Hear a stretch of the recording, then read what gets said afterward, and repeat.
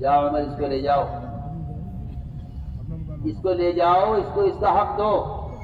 اور عمر اس کو اس کا پورا حق دینے کے بعد اس کو 70 کلو کھجوریں مزید دینا، کیونکہ تم نے زیادتی کی ہے اس کے ساتھ. آپ سوچیے تو صحیح، حضرت عمر کے تلوار نکالنے کی زیادتی تو آپ کو معلوم ہے، اپنے ساتھ جو کچھ ہوا اس کا کوئی ذکر نہیں ہے.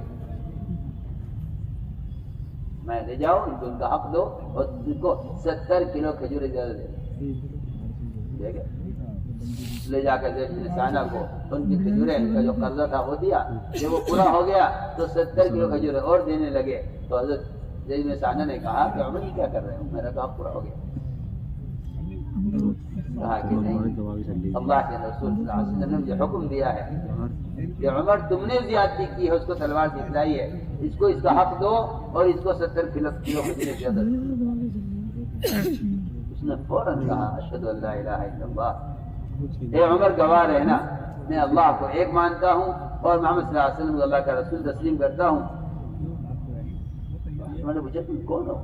نے کہا میں زید بن ثانیہ. حضرت نے نام سنا ہوا تھا، حیران ہو گئے.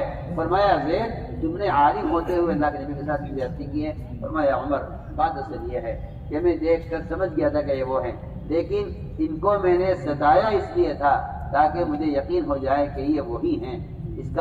اس کی زیادتی کیے بغیر آپ کے حلم اور آپ کے برداشت کا مجھے علم نہ ہوتا، اس لیے میں نے یہ کیا. اللہ میں عرض کرنا چاہتا تھا، واقعہ تو میں نے صرف یہ سمجھانے کے لیے سنایا ہے کہ ہم احسان کے جس راستے پر ہیں، ہم احسان کے جس راستے پر ہیں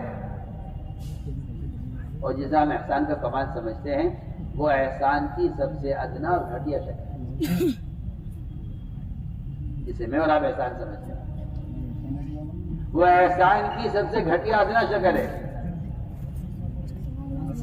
کیونکہ آپ پر احسان کرے، آپ اس پر احسان کریں. اور ظاہر بات ہے کہ جب کسی پہ احسان کرے گا، اس پر احسان کرے گا، اس سے امت تو بنے گی نہیں، اس سے امت تو بنے گی. ہاں ٹولیاں بنے گی، فرقے بنیں گے، یہ ہمارے محسن ہیں، ہم ان کے محسن ہیں. امت سے نہیں، اس سے امت نہیں بنتی. حضور اکرم صلی اللہ علیہ وسلم نے امت بنانے کے لیے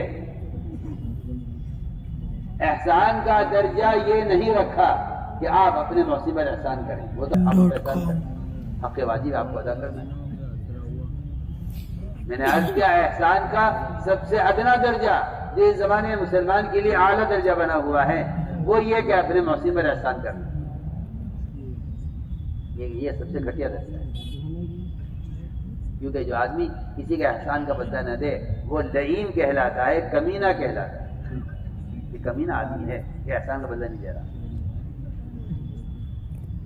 فرمایا کہ احسان کا یہ ادنا درجہ ہے. درمیانہ درجہ احسان کا یہ ہے کہ ایسا شخص جس نے کبھی آپ کو سلام نہیں کیا، کبھی آپ سے ملاقات نہیں کی، کبھی آپ کی خوشی میں خوش نہیں ہوا، کبھی آپ کے غم میں آ کر شریک نہیں ہوا، آپ ایسے آدمی پر احسان کریں جس کو آپ جانتے پہچانتے بھی نہیں ہیں. یہ احسان کی درمیانی شکل ہے. احسان کی درمیانی شکل، احسان کا اعلیٰ درجہ جس پر محمد صلی اللہ علیہ وسلم خود فائز ہیں اور جس پر اپنی امت کو لانا چاہتے تھے. آپ ذرا غور کیجئے صحابہ کرام کے واقعات پر کہ حضور اکرم صلی اللہ علیہ وسلم نے اپنے صحابہ کو اغیار پر احسان کا ایسا عادی بنا دیا تھا. کیا عرض کروں آپ سے اپنے دل کی بات.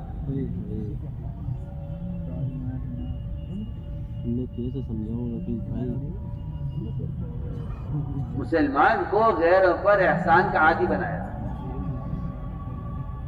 میں سمجھتا ہوں تمہاری ذکر، تمہاری تلاوت، تمہاری عبادت، تمہاری دعائیں، تمہارے اچھے صحیح صاف ستھرے معاملات، میں سمجھتا ہوں اس سب سے کہیں بڑھ کر اسلام کا دروازہ اور اسلام کا مدخل وہ یہ احسان تھا جو احسان اذیت کے بدلے میں دیا جاتا تھا.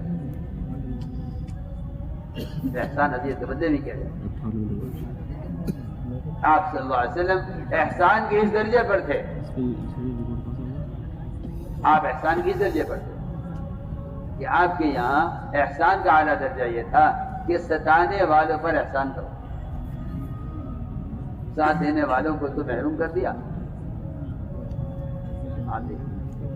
حنین کے غنائم آپ صلی اللہ علیہ وسلم نے تمام کے تمام خرچ کیے اور تقسیم کیے طلقاء پر اور مشرکین پر، انصار کو ایک چونی بھی نہیں،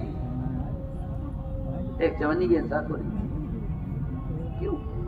یہ دیکھنے کے لیے کہ یہ انصار نئے ہیں پرانے ہیں۔ میں بہت اہم بات کہہ رہا ہوں، ہم میں سے ہر شخص یہ دیکھتا ہے کہ مجھے پوچھا یا نہیں پوچھا، اور یہ بات یاد رکھیں سب کہ جو آدمی پوچھے جانے کا منتظر ہو وہ نیا ہے، پرانا نہیں۔ اس لیے کہ پرانے وہ ہوتے ہیں اور مخلصین وہ ہوتے ہیں۔ حدیث میں آتا ہے کہ اگر یہ غائب ہو جائیں تو انہیں کوئی تلاش نہ کرے، اور اگر یہ حاضر ہو جائیں تو کوئی ان کا اہتمام نہ کرے۔ یہ ہے مخلصین کی علامت، حدیث میں صحیح روایت میں نے پڑھی ہے۔ تو میں نے عرض کیا کہ وہ نیا ہے جو پوچھے جانے کا منتظر ہے، ورنہ قرآن نے تو صاف کہا ہے ان اعطوا منها رضوا وان لم يعطوا منها اذا هم يسخطون، کہ یہ صفت مومن کی نہیں ہو سکتی کہ اگر ان کو مال ملے تو یہ خوش ہو جائیں، اور اگر ان کو پوچھا نہ جائے تو یہ ناراض ہو جائیں۔ یہ میں پوچھے نہیں۔ آپ صلی اللہ علیہ وسلم نے انصار کا یہ امتحان لینے کے لیے، کیا یہ پرانے ہیں؟ انہیں آزما کر تو دیکھیں۔ سارا مال آپ نے خرچ کیا طلقاء پر، مشرکین پر، انصار کو ایک چونی بھی نہیں، ایک درہم بھی نہیں۔ انصار جمع ہو گئے، انصار میں بات پھیل گئی کہ بھئی اب تو ان پر اپنے وطن کی محبت لوٹائی ہے، اب تو ہمارا ساتھ چھوڑ دیا انہوں نے، حالانکہ ہم نے پہلے ہی طے کر لیا تھا ہجرت سے پہلے آپ کی کہ آپ ہمیں چھوڑیں گے نہیں، اور اب تو حالات بدل گئے ہیں، انہوں نے ہمیں چھوڑ دیا ہے۔ آپ نے انصار کو جمع کیا اور فرمایا مہاجرین میں سے کوئی نہ ہو، صرف انصار جمع ہو جائے۔ انصار جمع ہوئے، آپ تشریف لے گئے۔ آپ نے پوچھا انصار سے، اے انصار یہ بتاؤ یہ دنیا کا کوڑا کرکٹ اور یہ بھوسا، میں تو صاف سے بحث کرتا ہوں، یہ بھوسا وہ ہوتا ہے جو بھینس کا، کیا کوئی انسان بھینس کے ساتھ بھوسا کھانے کی تمنا کر سکتا ہے؟ آپ سب سے پوچھتا ہوں، میں آپ سب سے پوچھتا ہوں، اور میں اللہ کی قسم کھا کر کہتا ہوں اگر دنیا میں کوئی مسلمان غیروں کی مالیت کی تمنا کرتا ہے تو یہ بھینس کے ساتھ بھوسا کھانے میں شرکت کی تمنا کرتا ہے۔ حدیث میں جو دعا کا لفظ ہے وہ دعا کا مطلب ہی ہے بھوسا۔ اور میں انصار سے نہیں چاہتے کہ یہ کوڑا کرکٹ اور یہ تنکے، یہ بھوسا میں ان کو دے دوں اور تم اپنے گھر میں اللہ کے رسول کو لے جاؤ، اس کا راضی نہیں۔ انصار روئے، ہچکیاں بن گئی انصار کی۔ انصار نے عرض کیا کہ یا رسول اللہ ہم میں سے پرانے نے کسی نے یہ بات نہیں کہی، کوئی نیا آدمی ہے جس نے یہ بات کہی۔ روایت میں جو عرض کر رہا ہوں یہ سمجھانے کے لیے کہہ رہا ہوں کہ تعلیف قلب کا پوچھے جانے کا جو پرانا ہوگا اگرچہ جوان کیوں نہ ہو، کم عمر کیوں نہ ہو، وہ اس کا تعریف نہیں ہوگا، اور اگر اس کا تعریف ہے تو وہ چاہے بوڑھا کیوں نہ ہو گیا ہو تبلیغ میں۔ حساب سے بحث کرتا ہوں کہ اگر میں آپ کو پوچھے جانے کا منتظر ہے تو وہ تبلیغ میں نیا داخل ہوا۔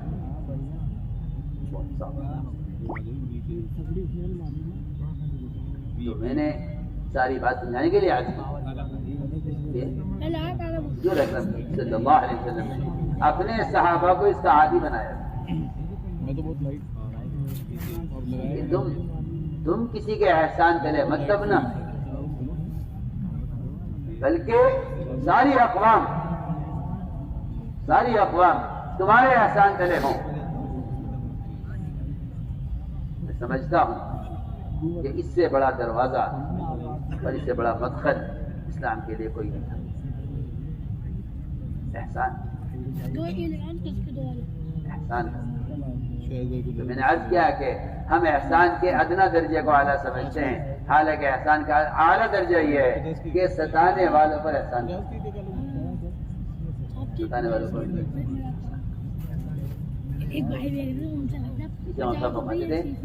کہ اس راستے کی اذیتوں سے گزرے بغیر اس راستے کی عزت تک کوئی پہنچ نہیں سکتا.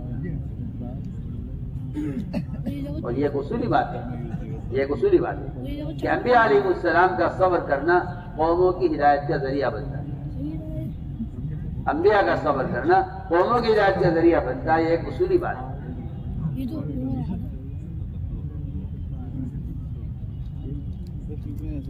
یہ اصولی بات ہے.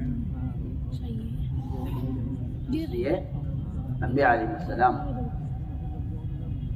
وہ جس صبر کی انتہا تک خود ہوتے ہیں، اسی صبر کی انتہا تک اپنے صحابہ کو بھی اپنی امت کو بھی لانا چاہیے. www.delhimarkazlivebeyan.com. میں آپ سے صاف طور پہ عرض کر رہا ہوں سب سے کہ صبر اس راستے میں چلنے کا پیٹرول ہے. آپ صبر کرتے ہیں، آپ کہتے ہیں یہاں سے وہاں تک جانا ہے، جتنا تیل لگے گا اتنا ڈیزل ڈالو گے. اور بعض تو کہتے ہیں کہ جی یہاں سے وہاں تک درمیان میں پیٹرول پمپ کوئی نہیں ہے. ٹرک والے اپنے پیٹرول ساتھ بھر کے رکھ لیتے ہیں کہ جہاں ختم ہو جائے گا وہاں تک، ورنہ منزل پہنچ نہیں سکتی. بہت اہم مثال دے رہا ہوں. اپنی منزل تک پہنچنے کے لیے جس طرح پیٹرول لازم اور ضروری ہے، اس طرح کہتے ہیں کہ داعی کے اس راستے میں سفر کرنے کے لیے صبر اس کے ایندھن کی طرح ہے. جہاں صبر ختم ہو جائے گا وہاں سفر بھی ختم ہو جائے گا. کہیں گے لوگ ہم کام کرتے ہیں، صبر کی انتہا ہو. لوگ کہتے ہیں اب کیا کریں، پانی سر سے اوپر جا رہا ہے. میں پوچھتا ہوں کہ اگر تیرنا آتا تو تمہیں کیا پرواہ تھی کہ پانی سر سے اوپر ہے سر سے نیچے؟ میری بات توجہ چاہیے، میری بات توجہ چاہیے. جس کو تیرنا آتا ہے اس کا سر پانی سے اوپر رہتا ہے، جس کو تیرنا نہیں آتا وہ پانی میں ڈوبتا ہے. کہتے ہیں لوگ کہاں تک صبر کریں، پانی سر سے اوپر چلا گیا، سر سے اوپر نہیں جائے گا. جس کو نہانا ہے، ڈبکیاں کھانی ہے. جی ہاں، عمر رضی اللہ تعالیٰ عنہ اپنے عملے کو مشکل کام میں ڈال کر کہتے تھے غوث یا غواص. جی ہاں، عمر رضی اللہ تعالیٰ عنہ اپنے عملے سے کوئی مشکل کام لینا ہوتا تھا،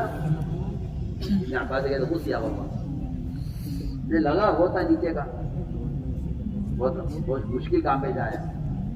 جی ہاں، روایت میں کہ جب عمر کو معاملات پیش آتے تھے اور مشکل معاملہ پیش آتا تھا تو ساتھ میں تلاش کرتے تھے کہ کون یہ مشکل کام کرے گا، کون کرے گا.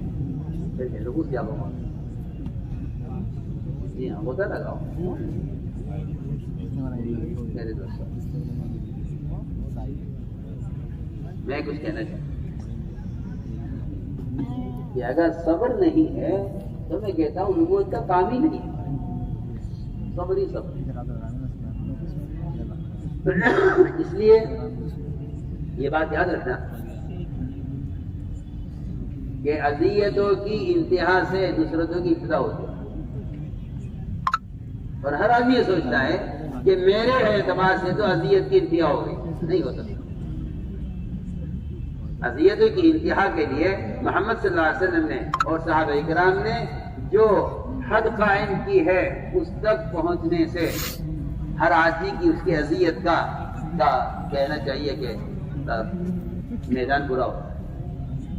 ہر آدمی کے میرے اعتبار سے میرے لیے تو اذیت کی انتہا نہیں ہو سکتی.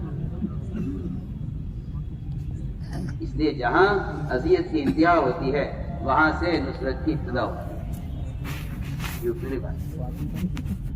وَلَقَدْ كُذِّبَتْ رُسُلٌ مِّن قَبْلِكَ فَصَبَرُوا عَلَىٰ مَا كُذِّبُوا وَأُوذُوا حَتَّىٰ أَتَاهُمْ نَصْرُنَا. یہاں تک اذیت دیتے ہوئے دلائے گئے یہاں تک کہ اللہ کی مدد آ گئی. تو ہم نے عرض کیا کہ حضور اکرم صلی اللہ علیہ وسلم نے اپنے صحابہ کو صبر کا ایسا عادی بنایا. ابو ذر غفاری رضی اللہ تعالیٰ عنہ سوئے ہوئے تھے مسجد میں.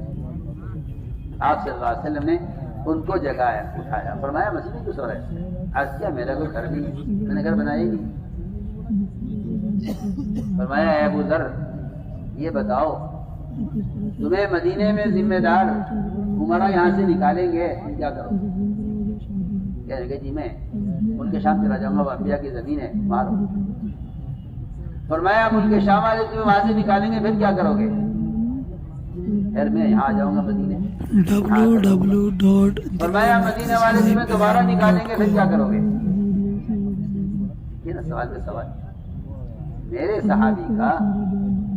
صحابی کا کب تک برداشت کرنے کا ارادہ ہے؟ اس کی حد صبر کیا ہے اور اس کا ان ناگواریوں کو برداشت کرنے کا کب تک کا ارادہ ہے؟ میرے دوستو عزیزو، ناگواریوں کا عادی اس لیے بنایا گیا تھا کہ ساری خیریں ناگواریوں میں چھپی ہوئی۔ صحابہ فرماتے ہیں وجدنا خیر خیر بالکل کہ ہم نے خیریں جو پائی ہیں ناگواری میں پائی ہیں۔ اس لیے عبداللہ بن مسعود کا قول ہے، فرماتے تھے عبداللہ بن مسعود رضی اللہ تعالی عنہ کہ جو ناگواریاں، دقتیں، پریشانیاں، تکالیف، اذیتیں تمہیں آپس کی اجتماعیت میں نظر آ رہی ہیں، یہ بہت بہتر ہیں ان تمام خیروں سے اور سہولتوں سے جو تمہیں افتراق میں نظر آ رہا ہے۔ کہ بھئی یہ تو ٹھیک نہیں ہو رہا، جو الگ ہو کام عبداللہ بن مسعود کا قول ہے کہ جو ناگواریاں، جو پریشانیاں تمہیں، جو اذیتیں پیش آ رہی ہیں آپس کی اجتماعیت میں، یہ ناگواریاں بہت بہتر ہیں ان تمام سہولتوں سے، ان تمام خیر سے جو خیر تمہیں افتراق میں نظر آ رہی ہے۔ تو میں نے ایک بات کی کہ حضور اکرم صلی اللہ علیہ وسلم نے اپنے صحابہ کرام کا یہ امتحان دیا کہ دیکھیں تو صحیح کب تک کیا ارادہ ہے۔ ہم لوگ غفاری کہنے لگے کہ جی اب تو میں مقابلہ کروں گا عمرہ کا، کب تک صبر کروں گا؟ آپ نے اچھی بات فرمائی، آپ نے فرمایا اے ابو ذر یہ ذمہ دار تمہیں تقاضوں پر جہاں بھیجے وہاں جاتے رہنا، اور جہاں تم اپنے ساتھ لے جانا چاہیں ان کے ساتھ جاتے رہنا۔ تنساق لو حيث ساقوک وتنقاد معهم حيث قادوک، جہاں یہ تمہیں چلائیں ان کے ساتھ چلنا، جہاں یہ تمہیں بھیجے وہاں جاتے رہنا، اور تمہارا یہ معمول اس وقت تک رہے گا جب تک تم آ کر حوض کوثر پر مجھ سے ملو، نہ سال 2 سال، نہ 4 سال، نہ 10 سال۔ فرمایا حتی تلقانی وانت علی ذالک، تمہاری میری ملاقات اس حال میں ہو کہ تم اسی اذیت میں ہو، اس حال میں تمہاری ملاقات ہونی چاہیے۔ چھوٹی سی بات ہے کہ جب منزل جنت ہے تو منزل سے پہلے صبر کے ختم ہونے کا کیا مطلب؟ جب منزل جنت ہے تو اس سے پہلے صبر کے ختم ہونے کا کیا مطلب؟ منزل جنت ہے، وہاں تک پہنچتا ہے، اور وہاں تک پہنچنے کا درمیان کا سارا راستہ بھی رہتا ہے۔ من مات قامت قیامت ہوگا، مطلب ہی یہی۔ وَاعْبُدْ رَبَّكَ حَتَّى يَأْتِيَكَ الْيَقِينُ وَلَا تَمُوتُنَّ إِلَّا وَأَنْتُمْ مُسْلِمُونَ۔ اطاعت اور عبادت اس کا منتہا موت ہے، اس کا منتہا موت۔ www.delhimarkazlivebehind.com وہ اس راستے میں چلنے کا ایندھن ہے۔ آپ جانتے ہیں کوئی گاڑی بغیر ایندھن کے چلتی نہیں، ہر گاڑی کو ایندھن چاہیے چلنے کے لیے، یہ اس راستے میں چلنے کا ایندھن ہے۔ اس لیے حضور اکرم صلی اللہ علیہ وسلم کی آپ کی تعلیم، آپ کی تربیت، آپ کی دعوت کا سب سے بنیادی اصول یہ ہے کہ آپ مزاج میں نرمی پیدا کریں۔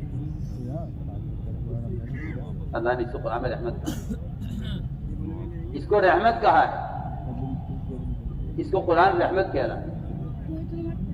کہ یہ رحمت اور یہ شفقت یہ ہے آپ کے دین میں داخل ہونے کا ذریعہ. آپ کے دین میں جو لوگ داخل ہوں گے اس کا ذریعہ یہ ہے. آپ جانتے ہیں کہ آپ کی مسجد میں جس نے پیشاب کیا آپ نے کیا معاملہ اس کے ساتھ کیا؟ لوگ دوڑے پیشاب روکنے کے لیے، فرمایا لا تجرمو، اس کا پیشاب مت روکو. اس سے معلوم ہوتا ہے اور صحیح روایت سے معلوم ہوتا ہے کہ ایک مسلمان وہ کیسا بھی ہو اس کا درجہ بیت اللہ سے اونچا ہے. آپ نے بیت اللہ کو مخاطب کر کے کہا تھا نا تیری خوشبو کتنی عمدہ ہے اور تیرا احترام واجب ہے، پھر میں تجھ سے کہتا ہوں کہ ایک مسلمان کا مقام تجھ سے ملے. ہمارے ایسا فرماتے تھے کہ اب تک ہر مسلمان کو عظمت کی نگاہ سے دیکھنے کی مشق نہیں کرو گے، ہر مسلمان کو عظمت کی نگاہ سے، ہر مسلمان کو عظمت کی نگاہ سے دیکھنے کی مشق کرو. اگر تم یہ نہیں کرو گے تو تم کسی مسلمان کو راہ پر لا نہیں سکتے. اس لیے حضور اکرم صلی اللہ علیہ وسلم کا آپ کا معمول یہ تھا کہ آپ صلی اللہ علیہ وسلم غلطی کرنے والے کے ساتھ آپ کا مزاج تعلیم اور تذکیر کا ہے. تردید، تنفیر، نفرت دلانا، رد کرنا یہ نہیں. آپ سے صاف انکار کیا لوگوں نے آ کر کہ ہم فرائض پر عمل نہیں کریں گے. فرمایا مسجد میں رکھو، محل میں رکھو. ایک شخص آیا کہنے لگا مجھے زنا کی اجازت دے دیجیے. آپ نے بٹھا لیا کہ بیٹھ جاؤ، میری بات نکال دو اس کو. صاحب آ کر کہا سلمان کہہ رہا ہے کہ آپ مجھے زنا کرنے کی اجازت دیں. آپ نے فرمایا کہ تم یہ بتاؤ یہ کام کوئی تمہاری بہن کے ساتھ، تمہاری خالہ کے ساتھ، تمہاری ماں کے ساتھ، تمہاری بیٹی کے ساتھ کرے تم اس کو برداشت کرو؟ نہیں برداشت کریں. فرمایا وہ بھی نہیں برداشت کریں گے. وہ کہتے ہیں کہ آپ نے مجھے اس طرح سمجھایا کہ میرے دل سے زنا کی رغبت ختم ہو گئی.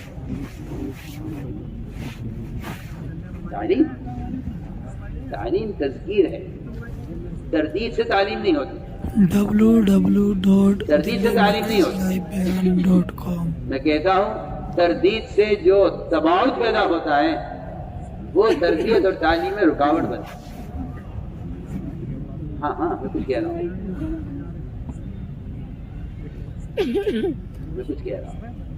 سیرت پڑھو،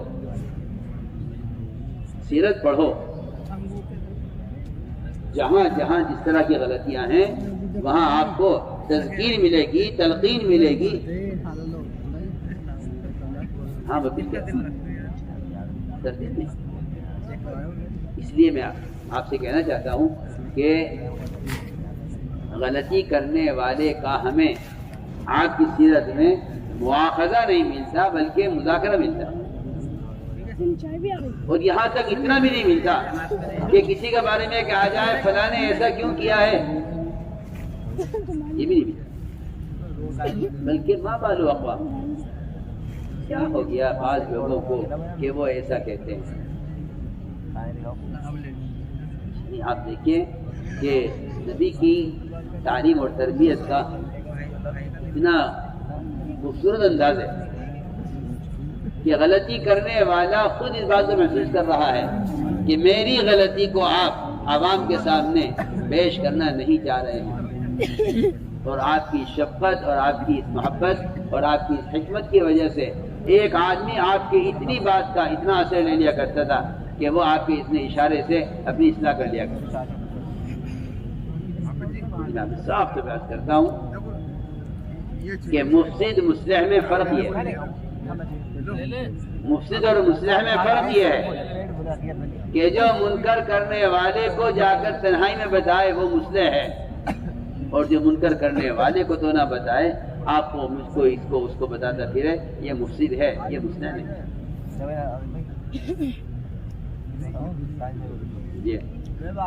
بات سے بات یاد آتی ہے، تقریر کرنی تو مجھے آتی نہیں سب کی طرح.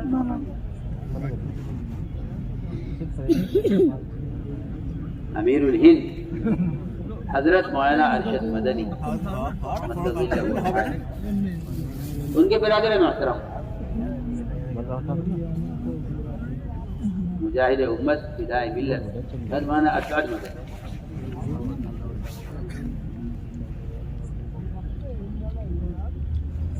بنگلہ دیش تشریف لے جاتے رہتے تھے اور وہاں کے حضرات اس خاندان سے دلی محبت رکھتے ہیں.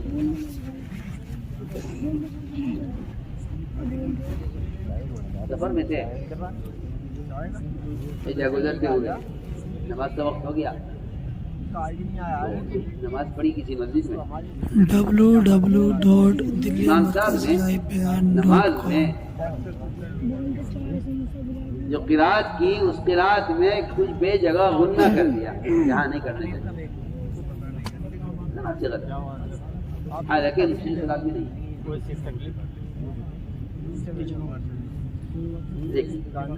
کمال ہونا چاہیے, کمال قرات ہو, کمال عبادت ہو.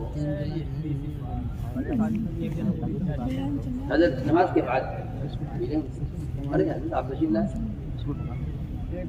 نہیں آپ فرمایا مجھے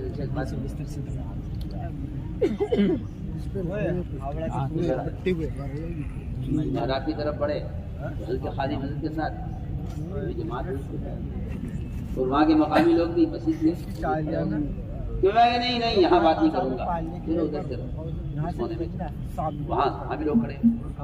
فرمایا تمہارا یہاں پہ گزرا ہے کپڑا ہے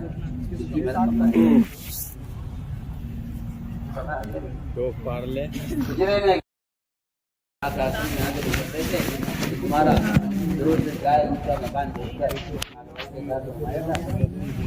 آپ کی ملاقات ہوئی نا, آپ نے کہا اور انہوں نے جا کے سارا مکان ڈھا کر آپ کو آگے چلا کرتی کیونکہ میں نے مکان گرا چلے گئے.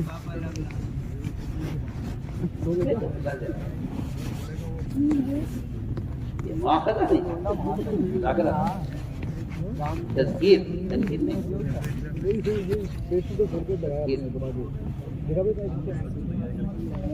حضور اکرم صلی اللہ علیہ وسلم کا معمول یہ تھا کہ جب غلطی کی چیزیں ہو جاتی تو آپ صلی اللہ علیہ وسلم باپ کی شفقت کی طرح, جس طرح بیٹا باپ کو سکھلاتا ہے, باپ بیٹے کو سکھلاتا ہے, اس طرح آپ فرمایا انا لکم من الوالدین والدین کہ میں باپ کی طرح سکھانے والا ہوں.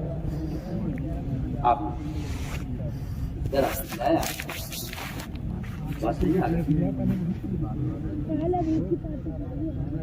میں نے عرض کیا کہ یہ مزاج ہے,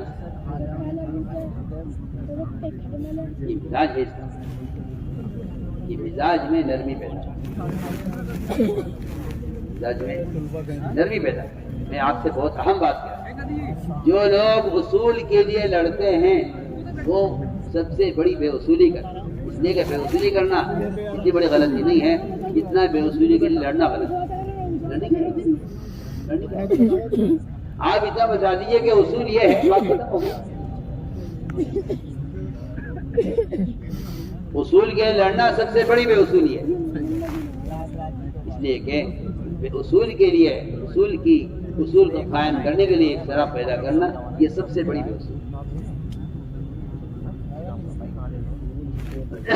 چنانچہ میں عرض کر رہا تھا کہ حضور اکرم صلی اللہ علیہ وسلم کا معمول یہ تھا کہ اگر غلطی کی چیزیں ہو جائے تو اب تو غلطی کو چھپانے کا مزاج تھا, اچھالنے کا نہیں. اس لیے کہ غلطی کرنے والا ایسا ہے جیسا سونے والے کا سطر کھل جائے. اس کو تو بیچارے کو ہوش نہیں ہے کیا غلطی ہو رہی ہے. آپ مجھے بتائیے, کیا آپ اس کے بدن پر کپڑا ڈال دیں گے, چھپا دیں گے, یا آپ لوگ بلا کر دکھلائیں گے کہ دیکھو فلاں آدمی سو رہا ہے, اس کو سطر کھلاؤ, آؤ سب آگے دیکھیں. کسی کے منکر پر دوسروں کو مطلع کرنا بالکل ایسا ہے جیسا کسی کے صدر کھلے ہوئے صدر پر لوگوں کو لا کر دکھلانا. اس میں دونوں میں کوئی فرق نہیں. اس میں اس کی بڑی ممانعت ہے. لہٰذا اگر کرتا ہوں کہ شریعت یہ کہتی ہے کہ قاضی کو بھی اس کی اجازت نہیں کہ اس کے پاس کوئی شکایت کسی کے بارے میں آئے اور قاضی اس شکایت کی تحقیق کرے. قاضی کو بھی شرعاً اجازت نہیں. آپ میری بات پر توجہ دیں. قاضی امیر اس کو بھی اجازت نہیں ہے کہ اس کے بعد کوئی شکایت آئے اور وہ تحقیق کرے. صرف اتنی گنجائش ہے قاضی کے لیے کہ اگر کسی کی جان مال کے ضائع ہونے کا اس میں اندیشہ ہے تو ایسے کیس کی تحقیق کر سکتا ہے. اور اگر جان مال کے ضائع ہونے کا اندیشہ نہیں ہے تو قاضی کو بھی تحقیق کرنے کی اجازت نہیں ہے کیونکہ تجسس کرنا حرام ہے.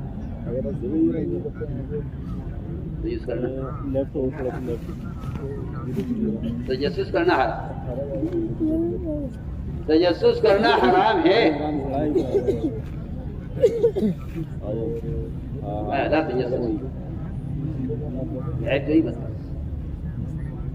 اور میری بات یاد رکھنا, جو آدمی کسی کا عیب تلاش کرے گا وہ اس عیب میں مبتلا ہوئے بغیر نہیں مرے گا.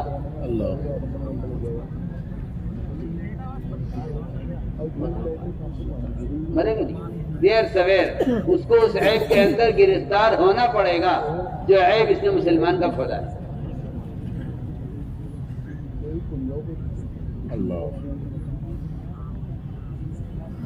آپ غور کیجئے واقعات کہ حضور اکرم صلی اللہ علیہ وسلم کیا مزاج بنایا تھا صحابہ. یہ غلطی کرنے والے کی غلطی کو کیسے چھپایا جائے. عمر رضی اللہ عنہ کے زمانے کی بات ہے, ایک لڑکی سے زنا ہو گیا اور زنا میں اس لڑکی کی بکارت اور اس کا گوارا بند ختم ہو گیا.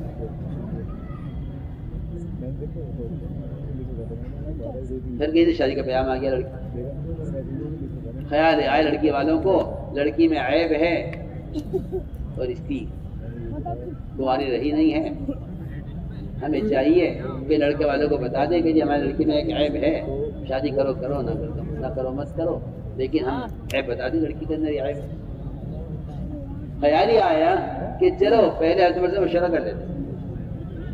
حضرت عمر کے پاس آگے حضرت عمر سے کہا مومنین ایسی بات ہے, ہماری لڑکی سے زنا ہو گیا تھا, اب اس کی شادی کا پیام آیا ہے, کیا لڑکے والوں کو بتلا دیں لڑکی میں عیب ہے؟ حضرت کا جواب سنیے. حضرت فرمایا تمہارے دونوں کے چہرے بگاڑ دوں گا مار مار کے اگر تم نے کسی سے بھی لڑکی کی غلطی کا ذکر کیا, اور وہ سزا دوں گا تمہیں کہ سارے ملکوں کے لیے سزا عبرت بن جائے گی. جاؤ شادی کرو لڑکی کی, ایسے کرو جیسا وہ لڑکی جس نے کبھی کسی نامحرم کی شکل نہیں دیکھی ہے, ایسی باحیا اور عفت والی لڑکی سے اس سے شادی ہوتی, اس سے شادی کرو اس کی. اور اگر تمہیں ذکر کیا کہیں لڑکی کے عیب کا تو میں تمہیں سزا دوں گا. لڑکی کا تم سزا نہیں زنا کیا, تمہیں سزا دوں گا دونوں کو کہ تم نے اس کا عیب ظاہر کیا. یہ تھا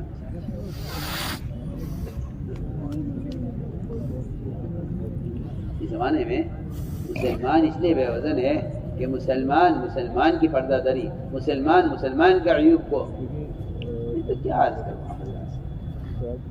اپنی اجتماعیت کو مسلمان نے خود پارا پارا کیا ہے. مسلمان کیا بیان کرتے, مسلمان کے بے وزن کرے. غور کیجیے آپ. عمر رضی اللہ تعالیٰ عنہ نے فرمایا اسلم دروازے پر رہنا, میں کچھ کسی کام کے اندر مشغول ہوں, اندر کوئی نہ آئے. ٹھیک ہے,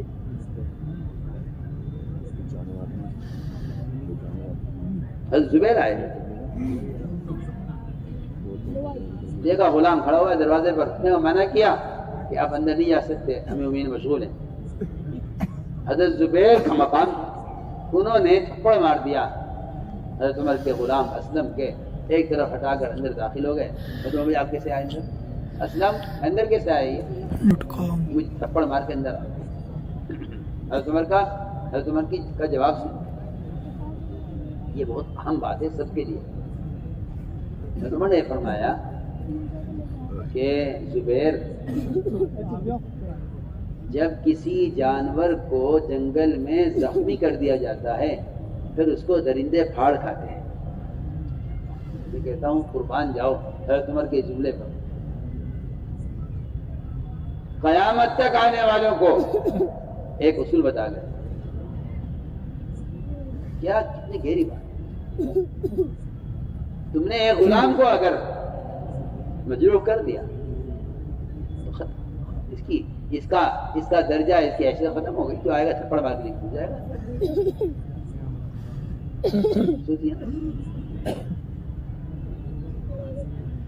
کسی مسلمان کو مجروح کر دینا، میں کہتا ہوں کہ مسلمان کی قوت کو ختم کر دینا. ورنہ میری بات یاد رکھنا، محمد صلی اللہ علیہ وسلم نے اس امت کو ایسا بنایا تھا کہ اگر اس امت کا کمزور ترین آدمی، انتہائی بے حیثیت آدمی اگر کسی مشرک کو پناہ دے تو اس کی پناہ اس مشرک کے لیے ایک امیر سے لے کر ایک عام سے عام مسلمان تک سب کے لیے اس کی پناہ برابر تھی. اور اگر ایک عام مسلمان کسی مشرک کو پناہ دے دے تو امیر کی بھی مجال نہیں ہے کہ وہ اس مشرک کو ہاتھ لگا لے. آپ میری بات یاد رکھیں.